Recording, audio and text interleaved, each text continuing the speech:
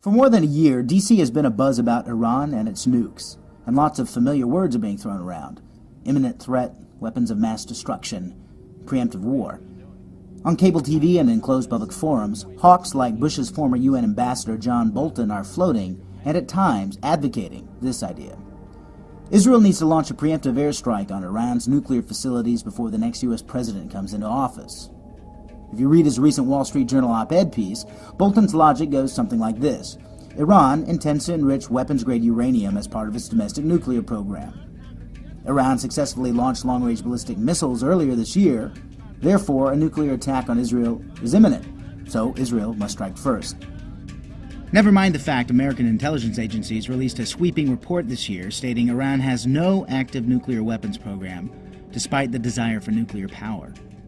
Ahmadinejad continues to threaten Israel and their very existence and threatens to wipe them off the map. Do they have any alternative but to strike before they get nuclear weapons? Either Israel strikes before the capability reaches fruition, or they are at the leadership of Iran's mercy. Rest assured, the new neocon movement is alive and well, just with a new cast of characters. It's easy to agree on Iran's intentions. What's harder for these new neocons is building consensus on what to do about it.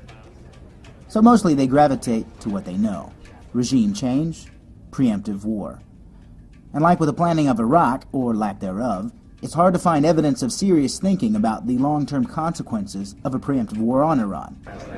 So we felt it was important to find out how far ahead these guys are thinking.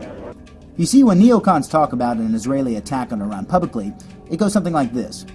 Around Christmas, President Bush tacitly allows an Israeli airstrike on the uranium enrichment facilities near Esfahan. The site is obliterated, Iran submits, end of story.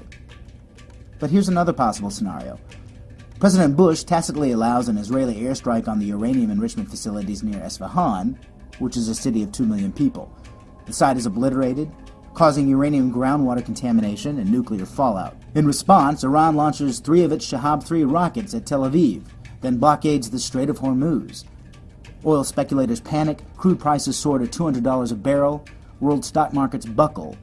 Mujahideen worldwide are reinvigorated by Israeli aggression. Sound far-fetched? Well, the Pentagon has run war games outlining very similar scenarios. But this second scenario, which ends badly for Israel and the U.S., is seldom discussed, especially not publicly. Bolton paints a relatively rosy picture. And if Iran made good on the threat of launching missiles into Tel Aviv, what kind of effect do you think that might have? And do you think the U.S. should support military troops? I think the Iranians have to think long and hard before they retaliate like that, because that would risk an escalation from Israel. Should we think long and hard? It's a very difficult calculation, and that's why nobody can advocate a military strike casually. The American Enterprise Institute, where Bolton is a fellow, was the main ideological force behind the Iraq War. They're now advising John McCain's campaign. Lesser-known think tanks include the Center for Security Policy, headed by Frank Gaffney. Gaffney is more nuanced in his approach, stressing sanctions and regime change, but never rules an attack out. So an attack, even one aimed simply at disrupting those capabilities, is likely to cause quite considerable damage to a lot of Iranians who are no more responsible for this craziness than we are. But Gaffney is one of Richard Pearl's protégés, strongly linked to AEI. Yes, that's the same Pearl who is now profiting from the Iraq War after securing new oil contracts in northern Iraq. Gaffney also hangs out with influential people like Bolton or Senator Joe Lieberman, who was also advising McCain's campaign. I gotta go. All right. Just working with your one sec. Another guy to watch is Patrick Clausen, the go-to man on Iran for the Washington Institute on Near East Policy. He recently wrote a manifesto of sorts arguing this: since Iran is likely to respond to an Israeli attack against Iran's nukes, sooner is better than later. WINEP, as it's sometimes called, is less well known than AEI or CSP, but just as influential. Richard Pearl and Paul Wolfowitz remain on WINEP's board of advisors. But when it comes down to what happens next, it's hard to get a straight answer. And the doomsday scenario where Israel and America suffer because of an Israeli strike seldom comes up. It didn't at a panel Gaffney and Clausen were speaking at recently, provocatively titled Iran, Eye of the Storm, for an audience of Christian Zionists. Iran's nuclear program is thought to be spread over at least 50 sites. they could, at least in theory, enrich uranium to 90%. So, a nuclear Iran is something that we ought to be taking very seriously. We ought to be taking it seriously because it threatens Israel, but we also ought to be taking it seriously because it threatens the Middle East, and indeed it threatens the world. Like many journalists, A&P reporters tried to cover this panel. We were denied access, as was all press. Luckily, one of the conference goers attended and sent us this video footage. When the videographer tried to ask a follow-up question about Iran, he was kicked out. The following day, we tried again.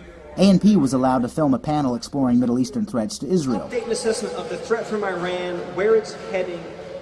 There is no way that the world can sit idly by and allow Iran to develop a nuclear bomb. The star panelist was veteran neocon Bill Kristol. Making sure Iran does not make nuclear weapons, defeating terrorists elsewhere. Although we were allowed to film, the event's PR agents stonewalled us when it came to questions. Then why am I wearing this badge allowing me press access if I can't ask press questions? Well, but then without access, you can't even get what's going on in here. And my question is to both Mr. Bauer and to Mr. Kristol, what do you think should be Israel's policy towards Iran before the new president comes in? I am going to approach that microphone. If you want to call security to prevent me from asking this one question, you may do that. We chased down Kristol to see what he thought about what might follow an attack on Iran. He seemed at a loss for words. Can I ask one follow about Iran? I'm going to cry, you know. Nice to meet you. Good luck. Thank you. It's just a question about, do you think if Israel made the decision to attack Natanz, what should the U.S. response be? Why do we have to have any response? Why do we have to have any response? Well, Israel has nuclear weapons and Iran has threatened to bomb Tel Aviv. So we wouldn't abandon Israel, right? No. So do we have the resources right now to fully protect Israel should it escalate? That's my question. Not about to protect. I think we have the resources to deter Iran from doing anything. Okay. How much do you think we would need to... I don't know. Thank you for coming. Yeah, sure. Thank you for your time. We hope to get more clarity from Bolton or Gaffney for this report. Both declined to be interviewed. Instead, for such clarity, we must look to those who understand the challenges and cost of war more intimately. This month, Admiral William Fallon, formerly a high-ranking Pentagon official for President Bush, shared his views. His advice to those weighing an Israeli attack on Iran: don't do it, especially if you can't anticipate what all the possible outcomes might be.